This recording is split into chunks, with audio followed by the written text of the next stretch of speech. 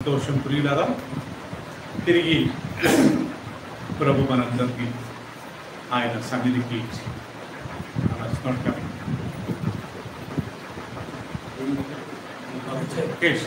ఈ ఫస్ట్ తబలా తీసేసి జై జై ధనలక్ష్మి గారు, యోషి గారు,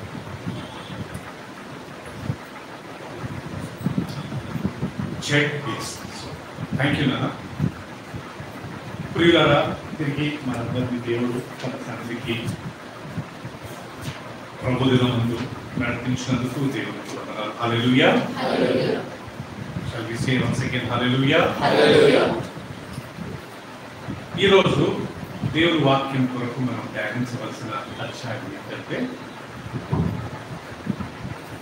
దేవదూతలు పరలోక రాజ్యంలో ఏం చేస్తుంటారు, వాళ్ళు మనకు ఏ రకంగా కాపుదల ఇస్తారు. How many types of angels are there? పరలోకంలో ఎన్ని రకాల దూతలు ఉన్నారు? ఏంజల్స్, దేవదూతలు. వీళ్ళను దేవుడు సృష్టించాడంట. పరలోకం దేవదూతలను దేవుడు సృష్టించాడు. వాళ్ళ ఆడవాళ్ళ, మగవాళ్ళ, స్త్రీలింగమా, పురుషలింగమా బైబిల్ ఏం లేదండి. రేపు మనం కానీ పరలోకానికి వెళ్ళినప్పుడు మనకు అలాంటి ఏ భేదాలు ఉండవు. మనందరం దేవదూతల వల్ల ఉంటామని యేసుప్రభు చెప్పాడు.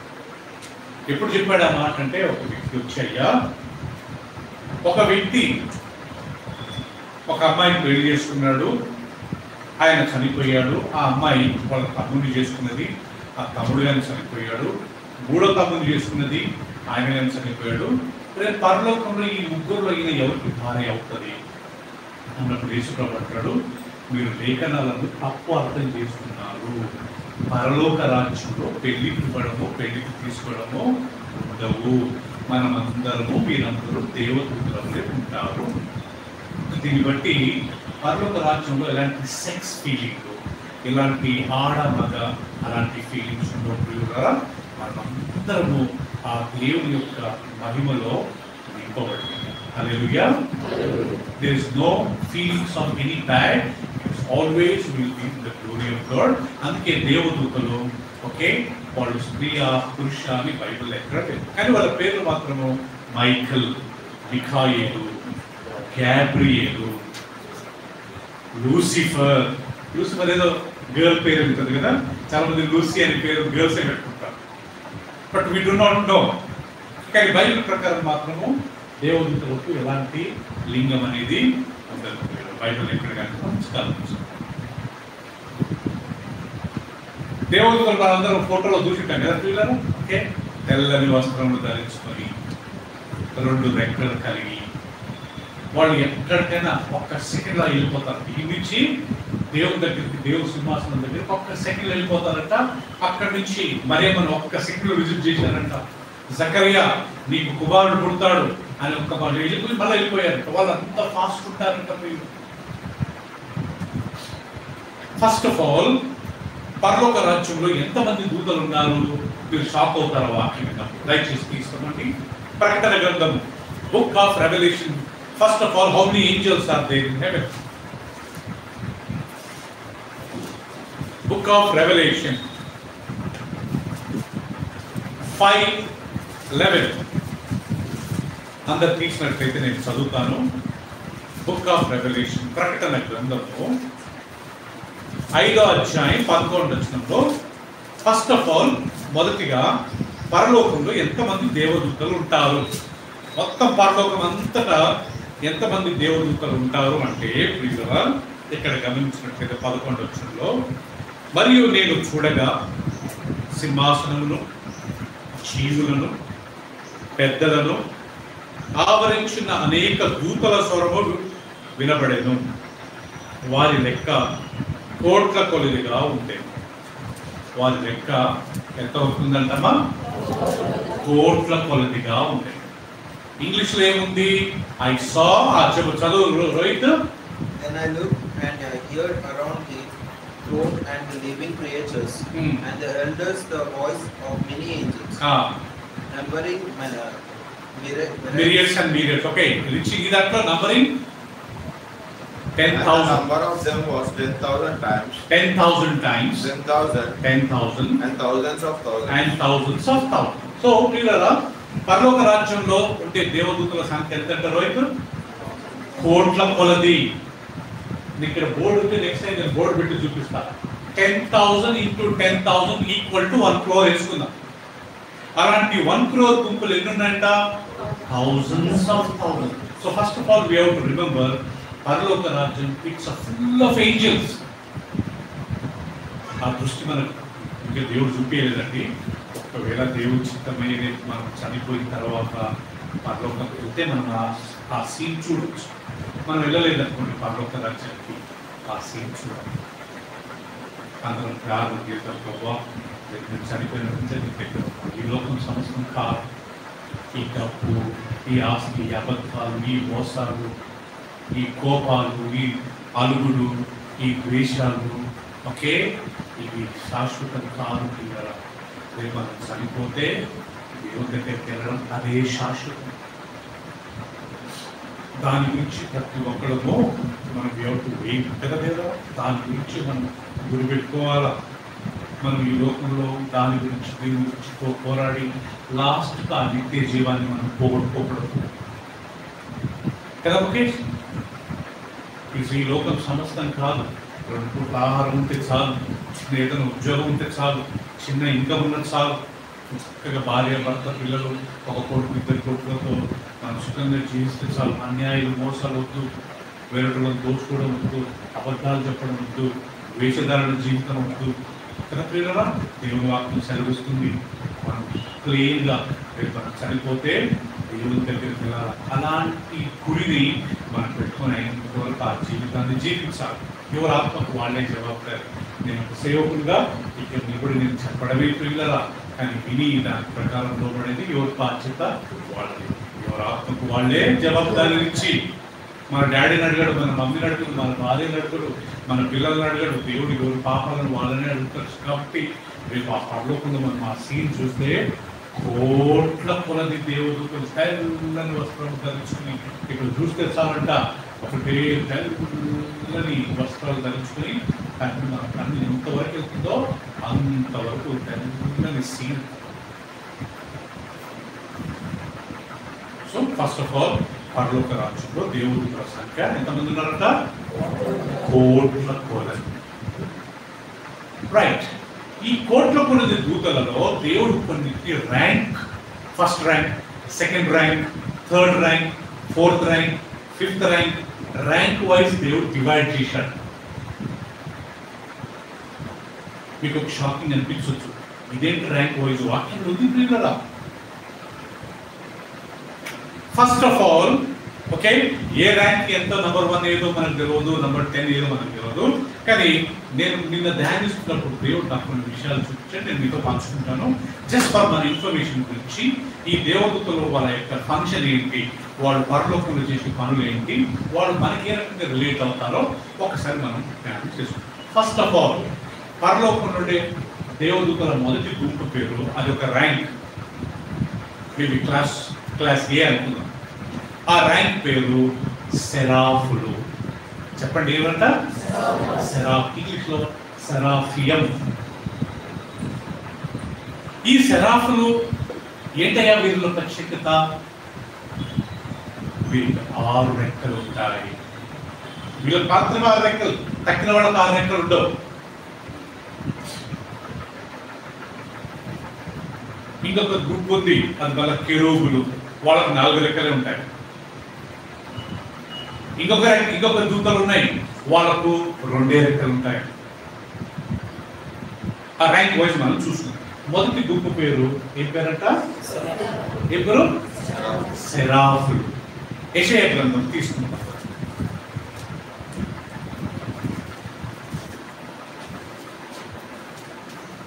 ఆరవ అధ్యాయం. వీళ్ళ పని ఏంటి? ఈ సెరాఫుల యొక్క పనులు ఏంటి? ఆ రెక్కలు కలిగిన ఈ సెరాఫులు చేసే పని ఏంటి? ఇక్కడ మనం గమనించినట్లయితే 6వ అధ్యాయం 2వ వచనం చదువుతాను, వినండి.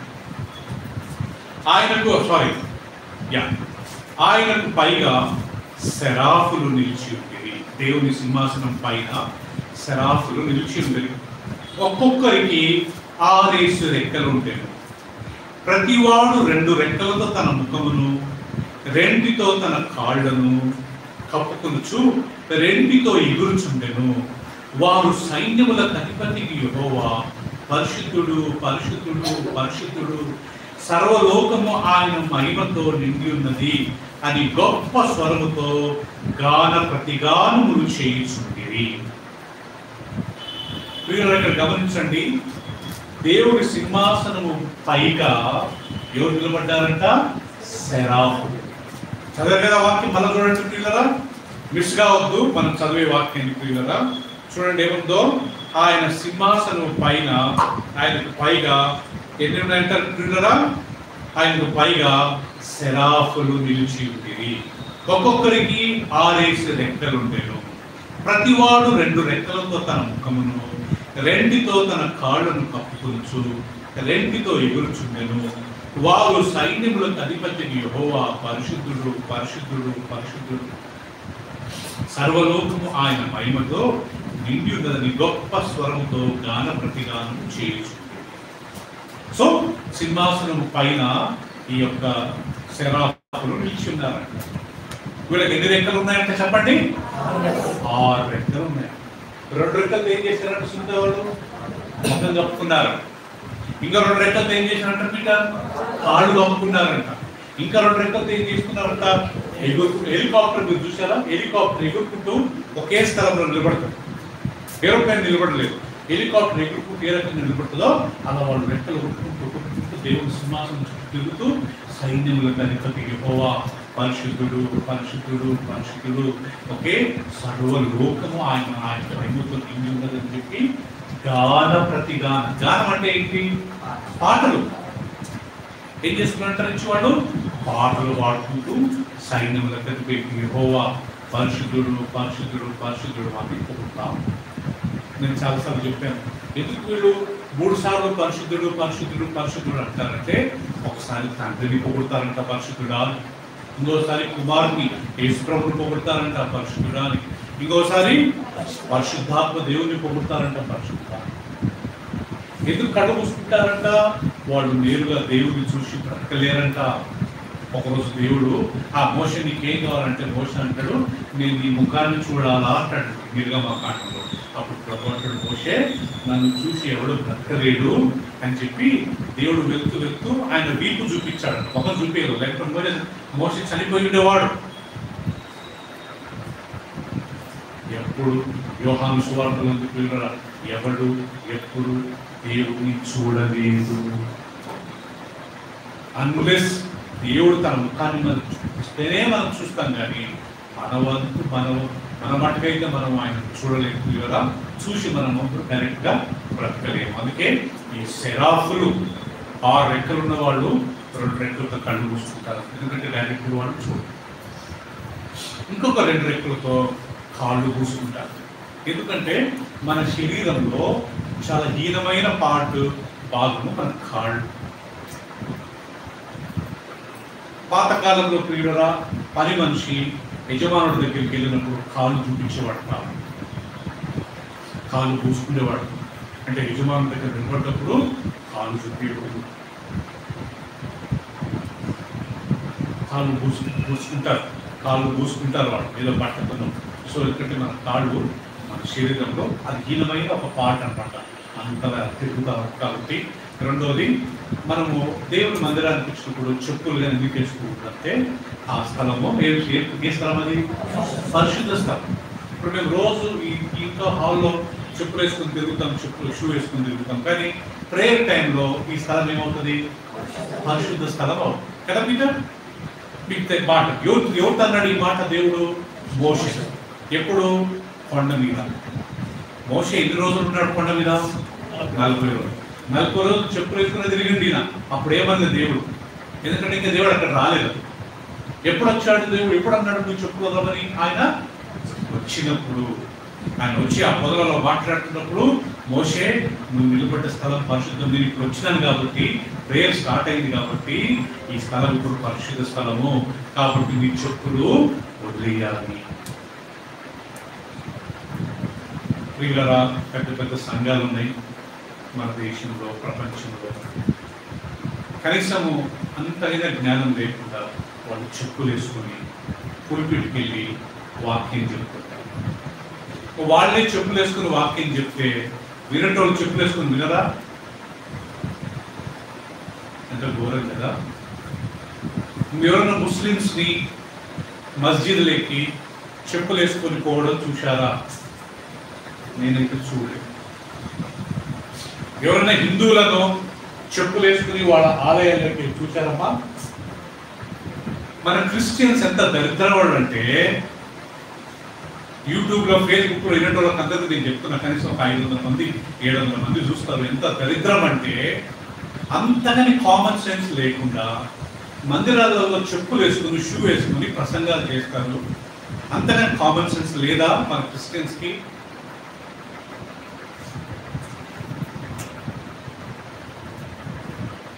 అంతగాని ఇంగిత జ్ఞానం లేదా? మినిమం కామన్ సెన్స్ లేదా? చెప్పులు వేసుకొని వాక్యం చెప్తారు, అండ్ బిలీవర్స్ చెప్పులు వేసుకొని మందిరం లోపలికి వెళ్తారు.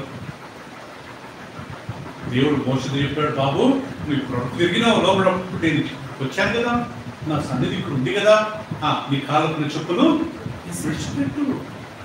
యెహోషువ నువ్వు నిలబడ్డ స్థలం, నేను ఇక్కడికి వచ్చాను కాబట్టి నువ్వు నిలబడ్డ స్థలం ఎలాంటిది? పరిశుద్ధ స్థలము. నీ చెప్పులు వదలమ్మా.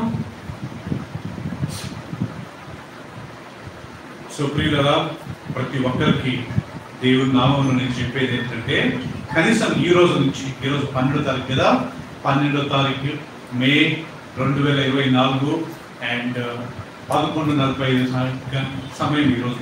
ఈ రోజు నుంచి అన్న మనం కనీసం మన శేష జీవితము, మనం బ్రతికిన రోజులు మందిరానికి వెళ్ళినప్పుడు, దేవుని సన్నిధికి వెళ్ళినప్పుడు చెప్పులు బయట ఉంటుంది, లేదా బై మిస్టేక్ మర్చిపోయి లోపలికి వెళ్ళామనుకోండి, మనం ఉన్న స్థలంలో చెప్పులు వదిలేసుకుని మనం ఉన్న స్థలంలో వెనక దాన్ని పూజ చేసుకుని మనం కూర్చుంటే బాగుంది.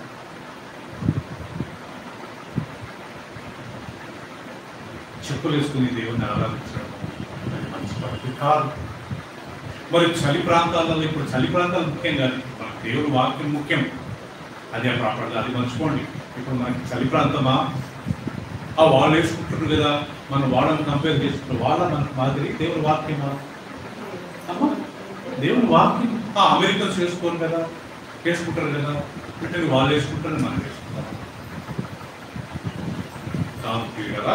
సో అందుకనే ఈ దేవదూతలు కనీసం దేవుడితోనే వాళ్ళు కాళ్ళు చూసుకుంటారు. చూపారంట దేవునికి. ఇంకా 2 రెక్కలతో ఎక్కుంటా సైన్యములకు అధిపతి యెహోవా పరిశుద్ధుడు పరిశుద్ధుడు పరిశుద్ధుడు సర్వలోకము ఆయన మహిమతో నిండి ఉన్నదని చెప్పి పాటలు పాడతారు. ఇదే శరాపులు ప్రకటన గ్రంథంలో మనం చూడగలుగుతాం. 4వ అధ్యాయం, ప్రకటన గ్రంథము 4వ అధ్యాయం తీసుకుంటాం.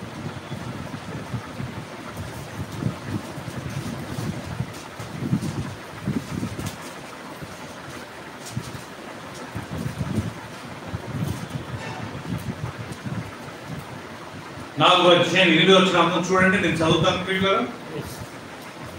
ఈ 4 జీవులలో ప్రతి జీవికి, ఇవి దేవదూతలండి, శరాపులు, జీవికి 6 రెక్కలుండెను.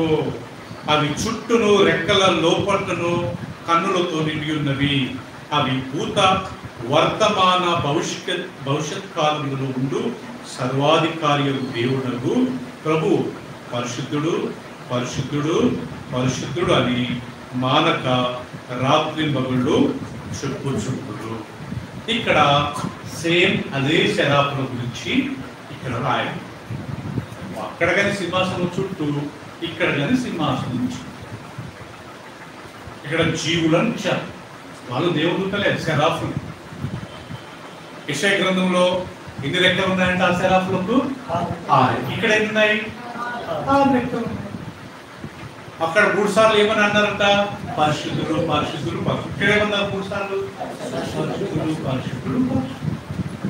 సో ఇదొక మాట చెప్పాలంటే, ఈ సెరాఫుల పని కేవలం దేవుణ్ణి ఆరాధించడమే. ఎన్ని రెక్కలు ఉంటాయంటే వీళ్ళకు? 6 రెక్కలు. సో ప్రియురా, ఇంకా మనం బ్రతికిన రోజు మర్చిపోకూడదు. సెరాఫులు అంటే 6 రెక్కలు కలిగిన వీళ్ళ పని ఏంటంటే వీళ్ళు ఎప్పుడు సింహాసనం చుట్టూ తిరుగుకుంటూ ఎగురుకుంటూ సైన్యంలో అధిపతి యెహోవా పరిశుద్ధుడు పరిశుద్ధుడు పరిశుద్ధుడు సర్వలోకమైన మహిమకి గాన ప్రతిగానాలు చేసినాను. ఇంకా వీళ్ళకి వేరే పనులు. రెండో రకమైన దూతలు కెరూబులు. ఇప్పుడు ఫస్ట్ చూసిన వాళ్ళ పేరు ఏంటంట? సెరాఫులు. ఎన్ని రెక్కలు ఉన్నాయి? 6 రెక్కలు. ఇప్పుడు కెరూబులకు 4 రెక్కలు ఉన్నాయి. అది ఎక్కడ ఉంది? యెహెజ్కేలు గ్రంథంలో తీసుకుంటాం. ఇక్కడ యెహెజ్కేలు గ్రంథంలో ఈ యొక్క దూతల గురించి వివరిస్తూ ఎంత చక్కగా ఈ వాక్యం చదివినప్పుడు నాకు చాలా ఆశ్చర్యం అనిపించింది. ప్రియులరా, సెరాఫులకు 6 రెక్కలు ఉంటే వీళ్ళకి 4 ఉంటాయంటండి. మొదటి అధ్యాయం నేను చదువుతాను, అందరిగా గమనించాను.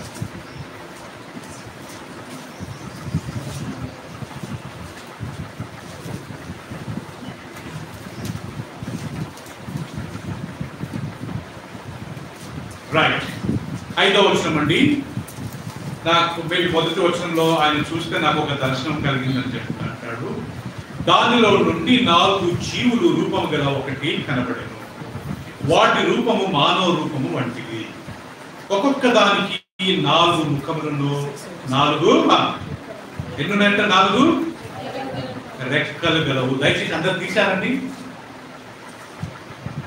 బల చదువుతాను, అందరు తీసి చూడండి. దానిలో నుండి 4 జీవులు రూపము గల ఒకటి కనబడేది. వాటి రూపము మానవ రూపము వంటిది. ఒక్కొక్క దానికి 4 ముఖములను 4 రెక్కలను గలవు. వాటి కాళ్ళు చక్కగా నిలవబడినవి. వాటి అరకాళ్ళు 1000 కాళ్ళ వలె ఉండెను. అవి తలతలలాడు పిత్తడ వలె ఉండెను. వాటి 4 ప్రక్కల రెక్కల క్రింద మానవ హస్తం వంటి హస్తములు ఉండెను. 4ంటికి ముఖములను రెక్కలను ఉండేను. సో ప్రియులరా, వాటి రెక్కలను ఒకదానికొకటి కలుసుకొనేను. ఇంకా దీని గురించి మనం పెద్ద డీటెయిల్ తెలవదు. సో ఇక్కడ ఎజికియల్ ఒక దర్శనం కలుగు. ఆ ఎజికియల్ దర్శనంలో చూస్తే అక్కడ కొన్ని దేవదూతలు ఉన్నారంట. వీళ్ళ పేరు ఏం పేరంట? కెరూబులు. సెరాఫులు కాదు. సెరాఫులు ఎక్కడున్నారు? దేవుని సింహాసనం చుట్టూ ఉన్నారు. వీళ్ళుగా దేవుని సింహాసనం చుట్టూ ఉన్నారు. కానీ ఈ యొక్క దేవదూతలకు 4 ముఖాలు ఉన్నాయంట. అంటే ఒక దూతకు 4 గలుపులు కదా, ఒక్కొక్క దూతకు 4 రెక్కలు ఉన్నాయంట. ఒక్కొక్క దూత ఒక దూతకు మానవ ముఖం లాంటి ముఖం. దీని గురించి పెద్ద వివరాలు నాకు తెలియదు. కానీ ఇక్కడ కెరూబుల గురించి రాస్తూ ఒక్కొక్క దేవదూతకు ఎన్ని రెక్కలు ఉన్నాయంటే 4 రెక్కలు ఉన్నాయి. ఇంకా వీళ్ళు కానీ అక్కడ దేవుని పనిని చేస్తూ దేవుని ఆరాధిస్తూ దేవుని వాళ్ళు కనపరుస్తూ ఉంటారు. వీళ్ళు కెరూబులు. కెరూబులు, సెరాఫులు, దేవదూతలు.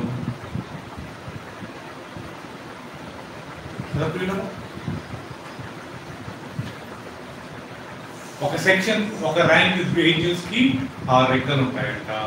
ఇంకొక కెరూబులకు 4 రెక్కలు ఉంటాయి. దాని కింద మనం చదివితే ఒక దేవదూత ముఖము ఆవు ముఖం లాంటి ముఖం. అంటే అర్థం ఏంటంటే ఇది భూమి మీద ఉండే సాధు జంతువులకు ప్రతినిధి.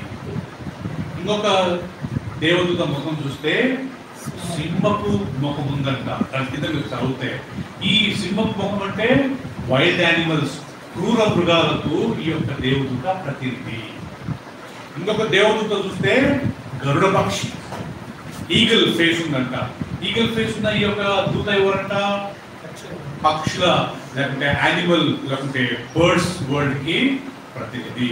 ఇంకొక దేవదూతకు మానవ రూపం ఉందంట. అంటే ఈ దేవదూత మానవులకు ప్రతినిధి. వీళ్ళకు ముఖాలేమో కానీ ఎన్ని రెక్కలు ఉన్నాయంట?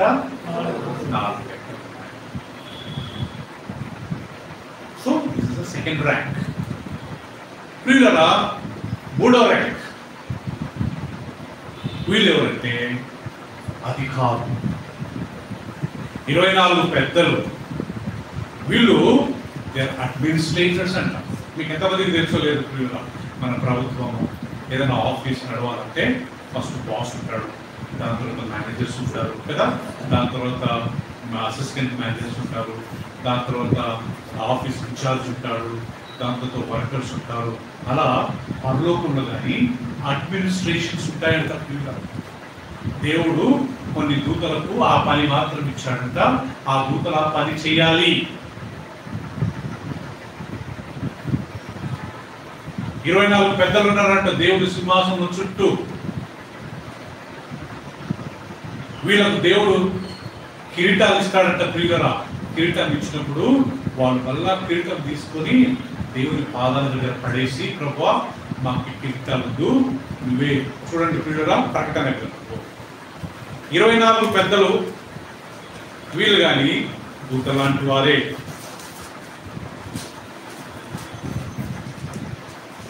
నాలుగో అధ్యాయం ప్రకటన గ్రంథము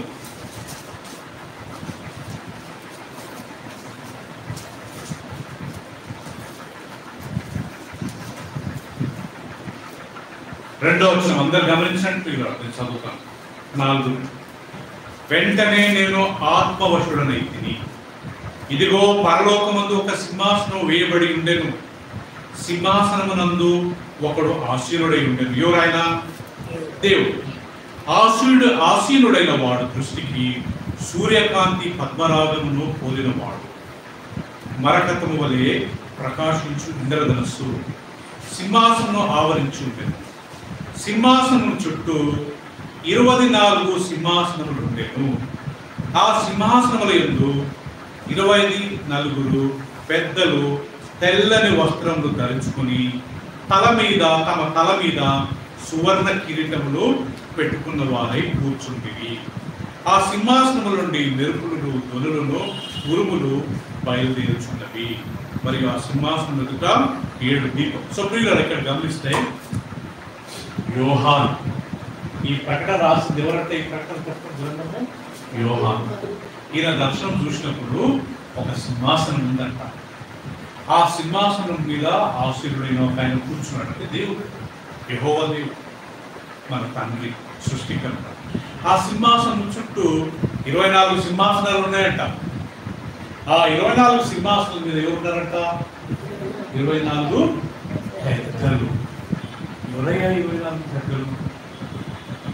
వీళ్ళు కానీ ఒక రకమైన దూతలే.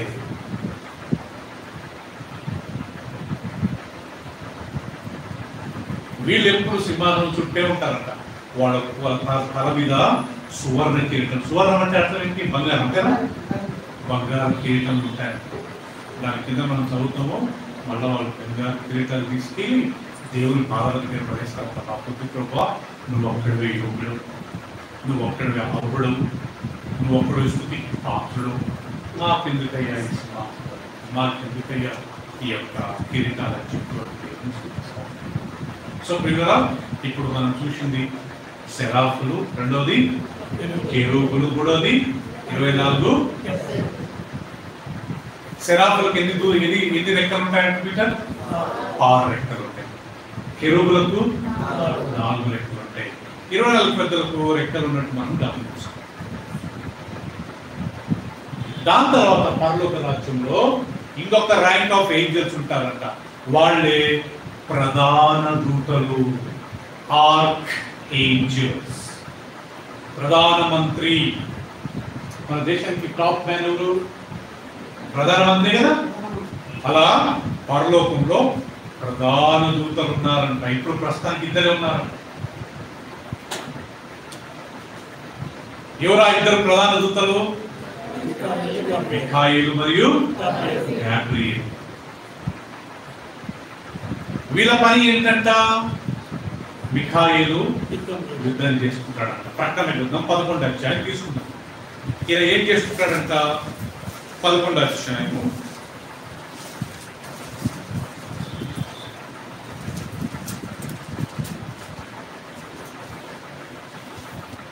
12:7 చదువుకుందామా. అంతటా పరలోకమందు యుద్ధం జరిగింది.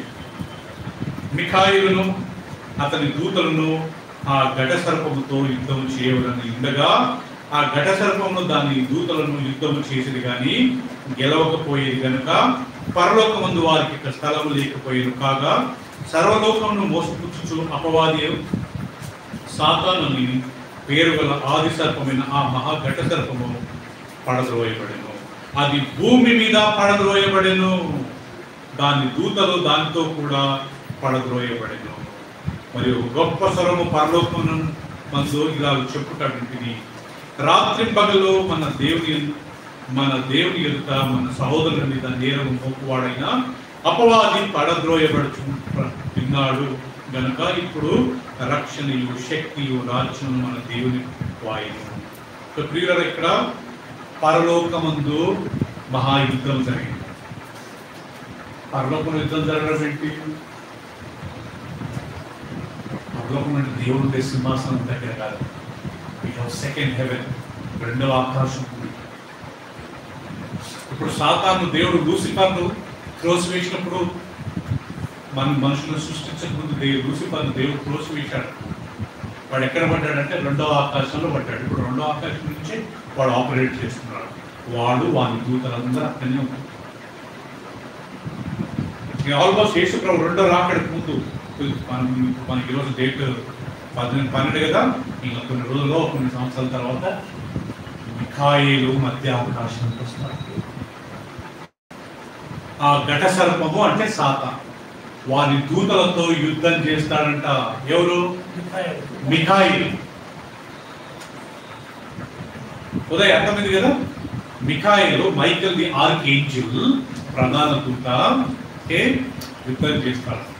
యుద్ధం చేసిన తర్వాత సాతానుకు వారి దూతలకు మధ్య ఆకాశంలో ఒక స్థలం ఉండదంట. ఆ నుంచి వాళ్ళు కింద పడతారంట, భూమి మీద పడతారంట. నమస్తే. భూమి మీద పడతారంట ప్రియులారా. ఇప్పుడు మనం చదివింది ఇంకా వాళ్ళకి స్థలం ఉండదు. అప్పుడు ఒక పెద్ద స్వరం వచ్చింది, రాత్రి పగలు మన సహోదరుల మీద నేరం మోపే ఈ అపవాది, ఈ ఘట సర్పము ఇక మధ్య ఆకాశంలో లేడు, వాడు కింద పడిపోయాడు. వాడిని కింద పడేసింది మైకేల్, ప్రధాన దూత మిఖాయిల్. ప్రియులారా, మీరు భూమి మీద పడి పుట్టుకోడు. మీరు ఆ తర్వాత అధ్యాయం జరిగితే భూమి మీద పడి ఎవరెవరైతే యేసు ప్రభువును నమ్మలేదో వాళ్ళందరినీ మళ్ళీ సతాయిస్తారు. ప్రభు నమ్ముకున్న వాళ్ళంతా ఎత్తబడి ఉంటారు అప్పటికి. కానీ ఎవరైతే నమ్మలేదో వాళ్ళంతా భూమి మీద ఉంటారు. బైబిల్ రాయబడింది, ఈ దురాత్మలు ఒక్కొక్కలను ఒకే వేధిస్తాయి. 6 నెలలు వేదన. ఆ దురాత్మలు ఒక్కొక్కరు ఎట్లుంటాయంట, యుద్ధానికి సిద్ధపరిచిన గుర్రం వలె ఉంటాయంట. దాని వెంట్రుకలు గుర్రానుకున్న వెంట్రుకలు మాత్రం ఉంటాయి, దాని తోక మాత్రం ఉంటాయంట, పోలిటేంటాయి. దాని పళ్ళు సింహాల కూరల మాత్రం ఉంటాయంట. ఇవి జరగబోతున్నాయి ఫ్యూచర్ లో. మీరు అందుకే ప్రకటన చదివితే భయం అవుతుంది. ఇది ప్రభు నమ్ముకున్న వాళ్ళకు కాదు, నమ్మని వాళ్లకు. ఎవరెవరైతే ప్రభు రాకడలు ఎత్తబడరో, ఎవరెవరైతే భూమి మీద 7 సంవత్సరాలు ఉంటారండి, వాళ్ళందరికీ నరకమండి భూమి మీద. ఈ దురాత్మలు లూసిఫర్ కాదు, లూసిఫర్ వాడు బాసే. వాడందరూ ఈ దురాత్మలను ఆర్గనైజ్ చేస్తారంట. వీడు పోయి ఒక్కొక్కరిని కాటేస్తే ఈ దురాత్మలు 6 నెలలు వీళ్ళు వేదన పడతానే ఉంటారంట. చచ్చిపోదామని చెప్తే పోయి వీళ్ళు చస్తాం అనుకుంటే మరణం వారి నుంచి మారిపోతుందంట. అయ్యో అయ్యో మేము ఎందుకు ప్రభు నమ్మలేదు, అయ్యో మేము యేసు ప్రభు మాట ఎందుకు వినలేదు, అప్పుడు గుండెలు బాగుంటారు.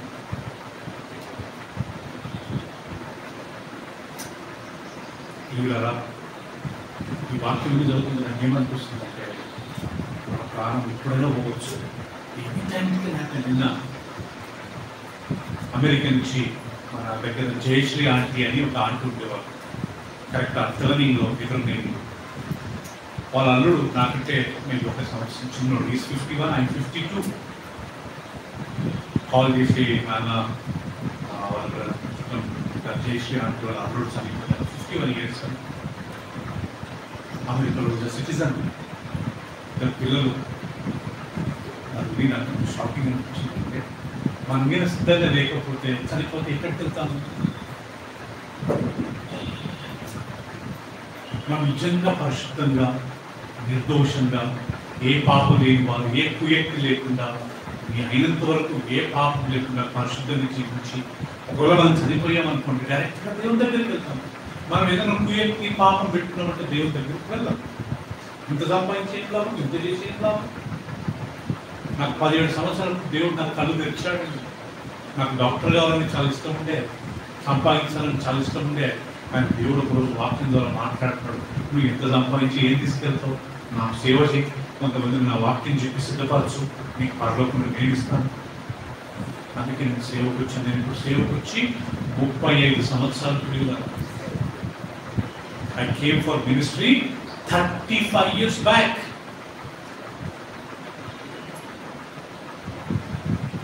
సో వీళ్ళరా ఇక్కడ ఉన్న వాళ్ళందరినీ ఎంకరేజ్, ఉద్యోగం చేసుకున్నాం, పనులు చేసుకున్నాం, జాబ్ చేసుకున్నాం. కానీ దేవునికి ఇవ్వాల్సిన సమయం దేవునికి దేవుడిని నిర్లక్ష్యించి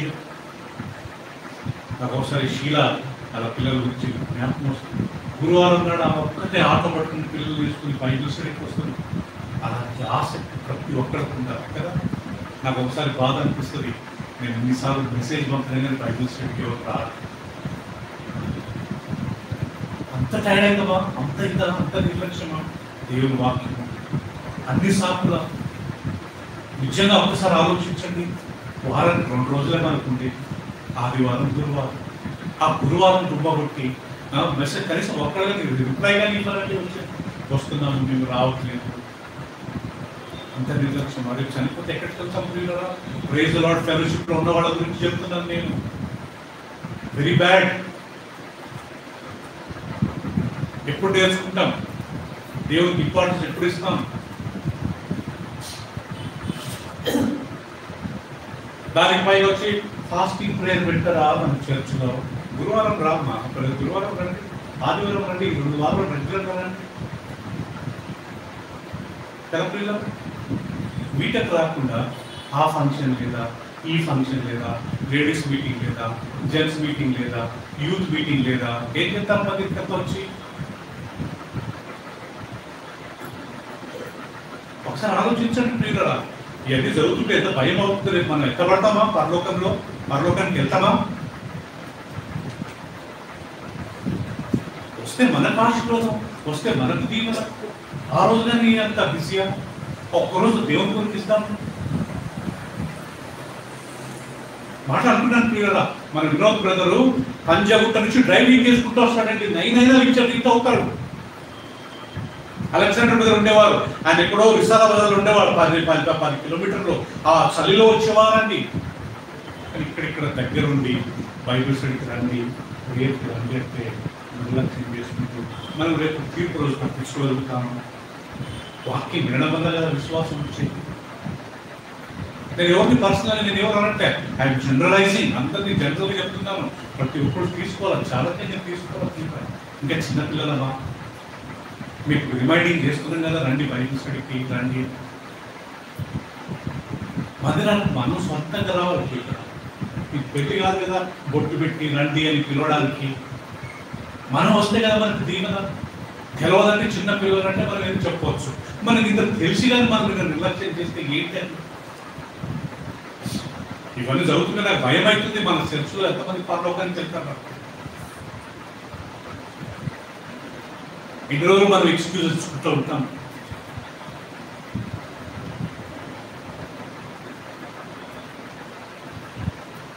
సో ప్రియులారా, ఈ మిఖాయేలు ఇస్ ఆర్కేంజల్, ప్రధాన దూత. గ్యాబ్రియల్ ప్రధాన దూత. సో ఇప్పటివరకు మనం ప్రియులారా 4 రకమైన ర్యాంక్స్ ఆఫ్ ఏంజల్. మొదట సెరాఫులు, seraphim English. Seraph singular, seraphim plural. Seraph అనేది ఏకవచనము, సెరాఫులు బహువచనము. వీళ్ళకు 6 రెక్కలు ఉంటాయట. Isaiah chapter 6 verse 2. ఆ 6 రెక్కలతో 2 రెక్కలతో కళ్ళు పూసుకుని, ఇంకా 2 రెక్కలతో కాళ్ళు పూసుకుని, ఇంకా 2 రెక్కలతో ఎగురుకుంటూ సైన్యములకు అధిపతి యెహోవా ఏ ప్రతాప్ ఏమంటారట? పరిశుద్ధుడు పరిశుద్ధుడు పరిశుద్ధుడు, సర్వలోకము దేవుని మహిమతో నిండబడిందని చెప్పి దేవుని కనుక వీళ్ళు సెరాఫులు. రెండో కేటగిరీ